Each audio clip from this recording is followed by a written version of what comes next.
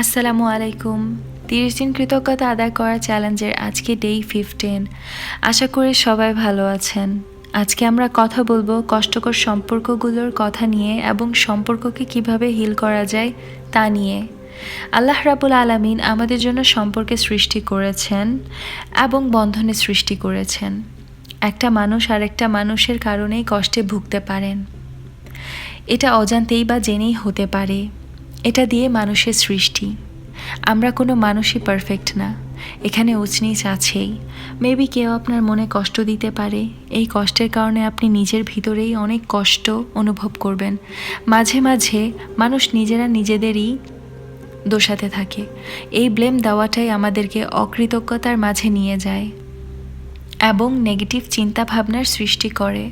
আমরা যখন সম্পর্কের কোনো কঠিন সময় পার করি বা সম্পর্কে চ্যালেঞ্জিং সিচুয়েশনে আসি, এমন সবগুলো কেসেই দেখা যায় অকৃতজ্ঞতার মূল কারণ।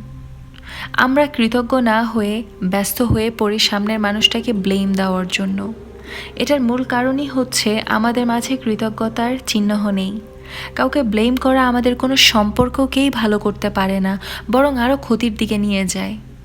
আপনি যত বেশি ব্লেম করবেন তত বেশি সম্পর্ক খারাপ হবে। এভাবে আস্তে আস্তে আমাদের জীবনটাও খারাপ হতে থাকে।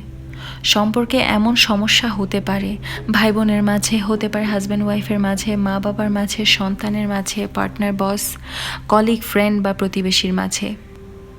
এটা যে কারোর সাথেই হতে পারে। এমনকি এমনও হতে পারে যে ওই মানুষটা মারা গেছেন। যে কারোর সাথেই হোক না কেন, আল্লাহ আমাদের মাঝে এমন সিচুয়েশন নিয়ে আসেন যাতে আমরা কষ্টের সাথে পরিচিত হই। আমাদের এমন সিচুয়েশন ফেস করতে হবে। যখন আপনি কষ্ট পাবেন, এখানে এমন কোনো ব্যাপারই না এই অনুভূতির। আল্লাহ তাআলা আপনার সাথে এমন পরিস্থিতির সম্মুখীন করে যেটা আপনাকে একটু কষ্ট দেয় বা কোনো চ্যালেঞ্জিং সিচুয়েশনের সাথে সম্মুখীন করায়। হজরত ইয়াকুব আলাইসাল্লাম তার ছেলের বিচ্ছেদে কত বছর কেঁদেছেন। কষ্ট আমাদের হিউম্যান নেচারের মধ্যেই পড়ে। কোনো কিছুতে কষ্ট পাওয়া, চিন্তিত হওয়া, আল্লাহর কাছে কান্নাকাটি করা, এইসব কিছু অকৃতজ্ঞতার মাঝে পড়ে না। শুধু এটাই হয় যে যখন আপনি ওই চ্যালেঞ্জিং সিচুয়েশনে আছেন, যদি ওটা আমাদেরকে মুনাফিকি চিন্তাভাবনায় নিয়ে যায়, ওটার মাধ্যমে অকৃতজ্ঞতার সৃষ্টি হয়। এখন প্রশ্ন এটাই আসে যে আমরা শুকরিয়া কোন কথায় করব? যখন সামনের মানুষটি ব্লেম দিচ্ছে, কষ্ট দিচ্ছে, তো তখন আমরা কিসে শুকরিয়া আদায় করব? না, অকৃতজ্ঞতা হচ্ছে এমন একটা জিনিস যেটা আমাদের কোনো কিছুকেই হিল করতে হেল্প করে না। আর সম্পর্ক হিল করা হোক বা না হোক, আসলে ব্যাপারটা তো আপনাকে নিয়েই। আপনি কষ্ট পাচ্ছেন। আপনি এটাকে এমন ভাবুন যে আপনার হাতে একটি জ্বলন্ত কয়লা আছে। এই জ্বলন্ত কয়লাটি শুধু আপনাকে জ্বালাচ্ছে এবং নেগেটিভ চিন্তাভাবনার সৃষ্টি করছে। এই অকৃতজ্ঞতা কখনোই আপনার সম্পর্ককে ভালো করতে পারবে না। কোনো একটা সম্পর্কের কথা ভেবে আপনি হয়তো কষ্ট পাচ্ছেন, সেটা পাস্ট নিয়ে হোক বা প্রেজেন্ট। আর যদি ওই মানুষটা আপনার সাথে এখন উপস্থিত না হয়, এটা আমি আমার ক্লায়েন্টদেরও বলি, যে মানুষটা বর্তমানে আপনার সাথে উপস্থিত নেই, তাদেরকে নিয়ে ভাবা, তাদের নিয়ে কষ্ট পাওয়া, এটা আপনার নিজের চয়েস।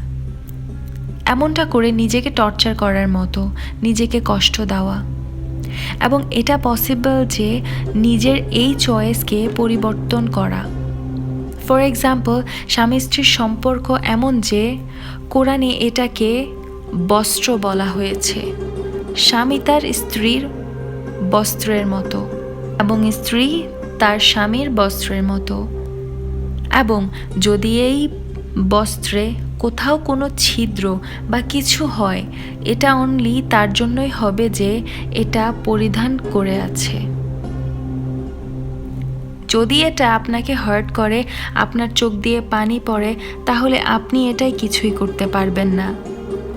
আমাদের নবী করিম সাল্লাল্লাহু আলাইহি ওয়াসাল্লাম বলেছেন, রহমতের সাথে যে আল্লাহ তাআলা আমাদের মাঝে এটা রেখে দিয়েছেন, আপনি কারোর সাথে শেয়ার করেছেন, এটা গীবত নয়।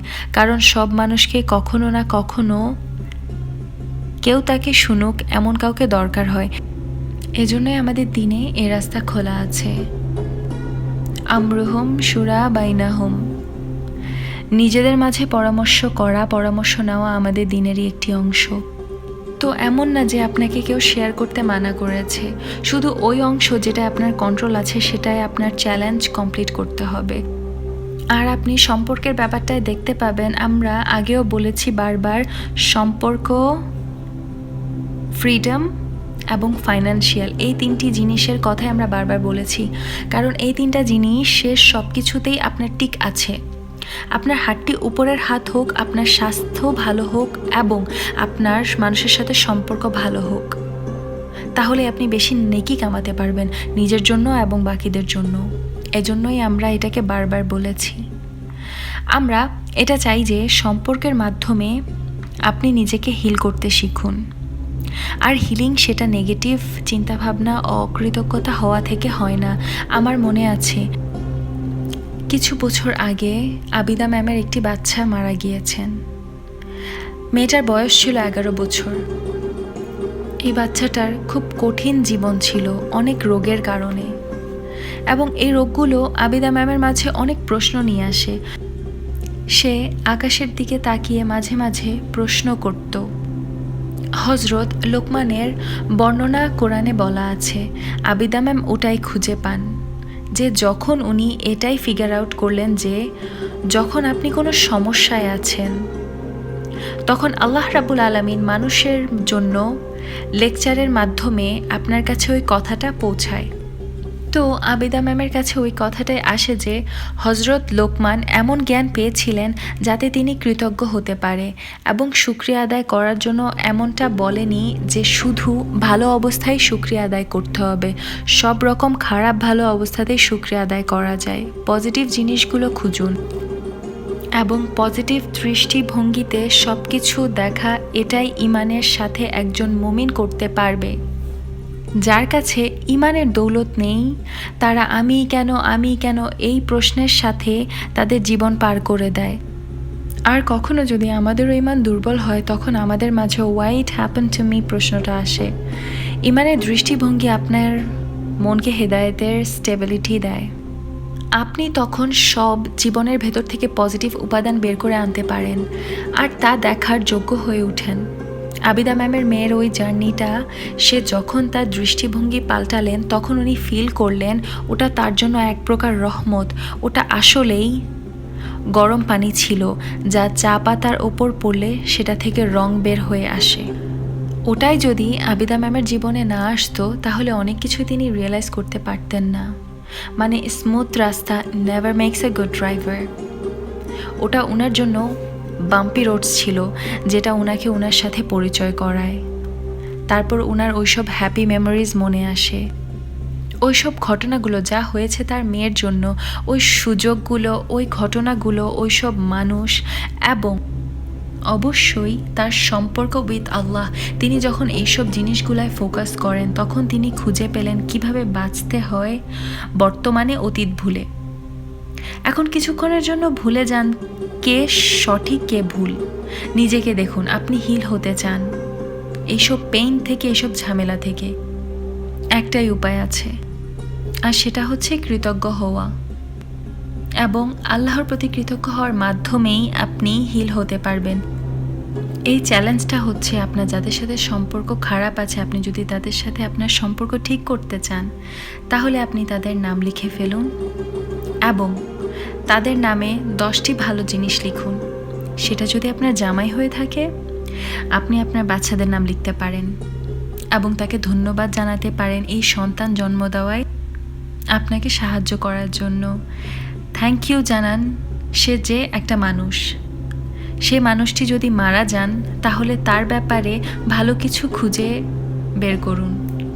আপনি যদি কিছু না পান তাহলে আপনি বলতে পারেন, একজন মুসলমান হিসেবে তুমি জন্ম নিয়েছো, তোমার কাছে শুকরিয়া।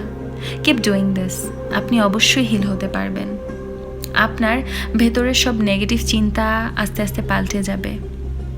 ওই জ্বলন্ত কয়লাটি আস্তে আস্তে সোনায় রূপ নিবে শুকরিয়া আদায় করার রেজাল্টে। এই পুরো প্রক্রিয়াটায় আপনার মনে শান্তি মিলবে। যখনই আপনি এই চ্যালেঞ্জ করবেন আপনি ফিল করবেন এটার ইম্প্যাক্ট একরকম হিলিং ইম্প্যাক্ট হয়। আপনার ভেতরটা হালকা অনুভব করবেন।